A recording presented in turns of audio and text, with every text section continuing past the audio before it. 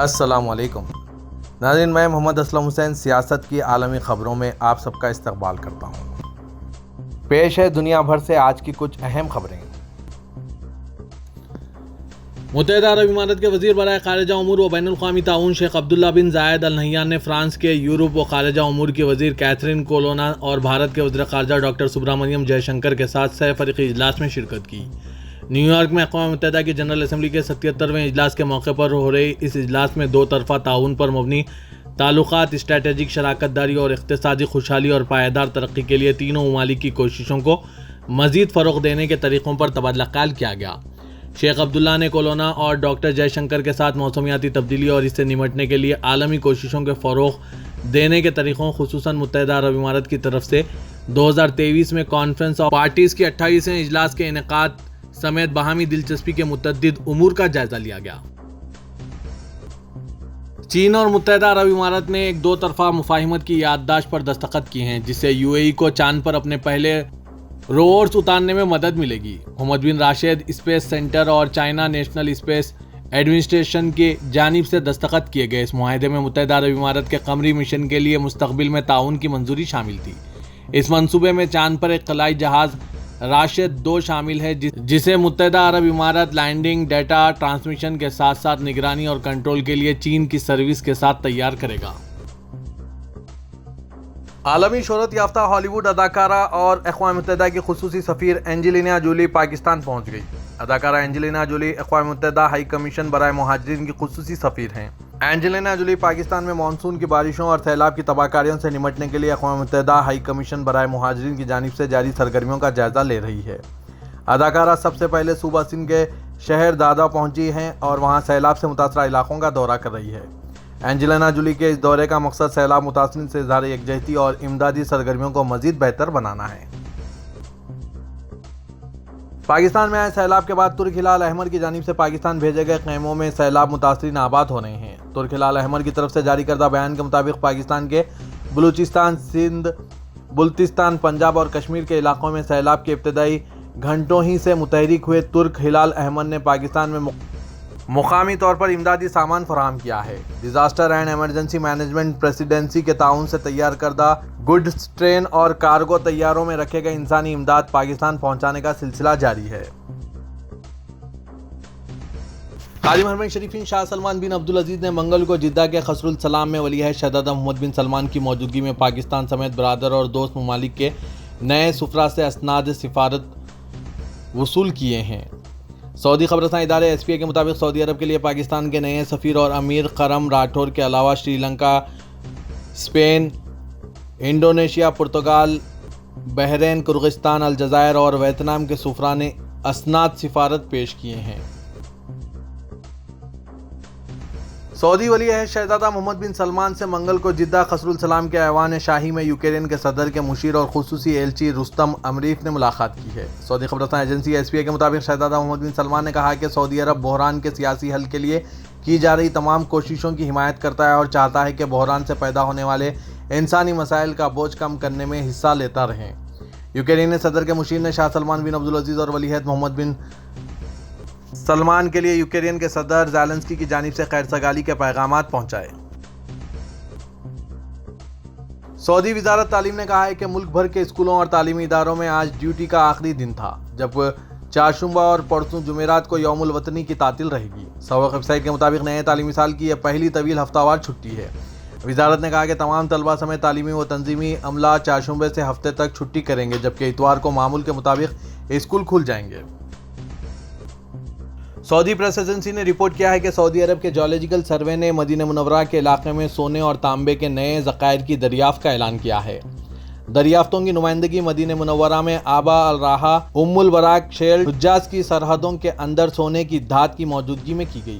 یہ دریافت خطے میں ایک اہم واقعہ ہے، کیونکہ اس سے قبل یہ سمجھا جا رہا تھا کہ البراک شیلڈ میں سونے کی دھات کی کمی تھی۔ ہندوستان کے مشہور گانوں کے reality show Indian Idol 12 fame Pawandeep Rajan اور ارونیتا کنجیلال جمعہ 23 سپٹمبر 2022 کو سعودی عرب کے دارالحکومت ریاض میں پرفارم کرنے کے لیے تیار ہیں۔ میموریز آف لیجنڈ نامی میوزک نائٹ مقامی وقت کے مطابق شام 6 بجے انٹرنیشنل انڈین اسکول بوائز ریاض میں ہوگی۔ पवनदीप राजा और अरुणिता की जोड़ी 75वें हिंदुस्तानी आज़ादी और सऊदी कौमी दिन के तकरीबात के एक हिस्से के तौर पर हिंदुस्तानी सिफारतखाने और खलेजी मध्यामिम के जरिए मुनक्किद होने वाली म्यूजिक फेस्टिवल का एक हिस्सा है। मशरक़ी इंग्लैंड के शहर लिस्टर में फसादात के बाद हिंदू और मुस्लिम कम्युनिटी के रहनुमाओं ने मिलकर आज यानी मंगल को खैर सगाली की अपील की है। साथ ही पुलिस ने हिंदुस्तान और पाकिस्तान मैच के बाद पुरतशद्दुद झड़पों के सिलसिले में 47 अफराद को गिरफ्तार किया है। शहर के इस्कन मंदिर के सदर प्रद्युम्न दास ने शहर की एक मस्जिद के बाहर मुस्लिम कम्युनिटी के रहनुमाओं के साथ एक बयान पढ़ा, जिसमें हफ्ते के आखिर में हुए तशद्दुद पर अफसोस का इजहार किया। कम्युनिटी रहनुमाओं ने मुतालबा किया कि नफरत फैलाने वाले लिस्टर छोड़ दें और इश्तिआल अंगेज़ी और तशद्दुद को फौरी तौर पर रोका जाए। बयान में कहा गया है कि जो भी हमारे दरमियान नफरत का बीज बो रहा है, इसके लिए हमारा पैगाम वाज़ेह है, हम आपको कामयाब नहीं होने देंगे। हम सबसे कहते हैं कि वो मसाजिद और मंदिरों समेत मजहबी मुकामात के तक़द्दुस का यकसा एहतराम करें। रूस में जंग से फरार की सजा में इजाफा कर दिया गया है। रूसी पार्लियामेंट के ऐवान ज़ेरी दोमा ने फौजी नकल व हरकत से फरार होने वालों की कैद की सजा में इजाफे का बिल मंजूर कर लिया है। रूस में कानून के मसूदे के साथ मिलिट्री पैनल कोड में मुख्तलिफ तब्दीलियां की गई है। बिल के मुताबिक दुश्मन की फौज के सामने रजाकाराना तौर पर हथियार डालने वाले फौजियों को 10 साल कैद की सजा हो सकती है और जंग के दौरान लूटमार करने वालों को 15 साल कैद की सजा हो सकती है। मुतहरिक होने के दौरान फौजी ड्यूटी से बचने पर कैद की सजा भी 5 साल से बढ़ाकर 10 साल कर दी गई है। पूरी दुनिया में एक अंदाजे के मुताबिक हर 4 सेकंड में एक शख्स भूख से मरता है। 200 से ज़ायद NGOs ने खबरदार किया है। भूख के बढ़ते हुए आलमी बहरान को ख़त्म करने के लिए फैसलाकुन बैनुल-अक़वामी इक़दाम पर जोर दिया गया है। मंगल को अक़वाम मुत्तहिदा की जनरल असेंबली के लिए न्यूयॉर्क में आलमी रहनुमाओं के इज्तिमा से खिताब करते हुए एक खुले ख़त में 75 ममालिक की 238 तंजीमों बशमुल ऑक्सफम, सेव द चिल्ड्रन और प्लान इंटरनेशनल ने आसमान को छूती भूख की सतह पर गम व गुस्से का इजहार किया है। उन्होंने एक बयान में कहा, एक बहरान किन 345 मिलियन लोग अब शदीद भूख का सामना कर रहे हैं। ये तादाद 2019 के बाद से दुगनी हो गई है। उन्होंने एक बयान में यह बात कही। 21वीं सदी में दोबारा कभी कहत ना आने देने के आलमी रहनुमाओं के वादों के बावजूद सोमालिया में एक बार फिर कहत आने वाला है। दुनिया भर में 45 ममालिक में 50 मिलियन लोग फाका कशी के दहाने पर है। इस बात की निशानदेही करते हुए कि तकरीबन 19,700 अफराद रोजाना भूख से मर रहे हैं। NGOs ने कहा कि इसका मतलब है कि हर 4 सेकंड में एक शख्स भूख से मरता है। खत के दस्तखत कुनंदगान में से एक यमन फैमिली केयर एसोसिएशन से ताल्लुक़ रखने वाली मोहना अहमद अली अल जबाली ने बयान में कहा कि यह इंतहाई अफसोसनाक है कि ज़राअत और फसल की तमाम टेक्निकों के साथ आज हम 21वीं सदी में भी कहत के बारे में बात कर रहे हैं और भूखे मर रहे हैं। तुर्की के सदर रजब तैयब एर्दोगान ने कहा है कि हम दुनिया का हिस्सा हैं, ना मशरिक़ और ना मगरिब का। सदर एर्दोगान ने न्यूयॉर्क में अमेरिकी PBS चैनल के मेहमान की हैसियत से खारिजा पॉलिसी और आलमी एजेंडे के बारे में अपने जायजे पेश किए। उन्होंने ये सवाल किया, आपका शंघाई ताउन तंजीम में शमूलियत का इरादा रखते हैं। इस तंजीम में रूस, चीन और ईरान हैं। ये एक ऐसी तंजीम है जिसकी इक़दार और अहदाफ नाटो से बहुत मुख्तलिफ हैं। क्या आप चाहते हैं कि आपका मुल्क मशरिक़ का हिस्सा बने या फिर मगरिब का? इसके जवाब में उन्होंने कहा, हम दुनिया का हिस्सा हैं, ना सिर्फ मशरिक़ और मगरिब का।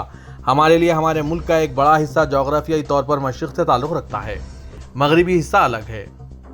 लेकिन यूरोपीय यूनियन 52 सालों से हमारे साथ टालमटोल से काम ले रही है।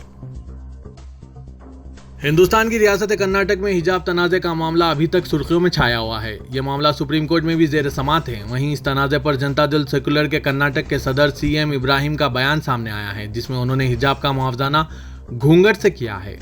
CM इब्राहिम ने सवाल किया कि इंदिरा गांधी ने अपने सर को पल्लों से ढांका, तो जो लोग भी अपने चेहरे को घूंघट से ढांकते हैं, क्या वो सभी PFI के जरिए हिमायत याफ्ता हो गए हैं? उन्होंने पॉपुलर ऑफ इंडिया का नाम इसलिए लिया क्योंकि कर्नाटक सरकार ने इल्ज़ाम लगाया कि इस तनाज़े को बढ़ाने में PFI का हाथ है। उन्होंने इल्ज़ामात का जवाब देते हुए कहा कि सदर जमहूरिया द्रौपदी मुर्मू ने भी पल्लों से अपना सर ढका। क्या ये PFI की साजिश है? पल्लों से सर ढांकना हिंदुस्तान की तारीख है, ये हिंदुस्तान का कल्चर है।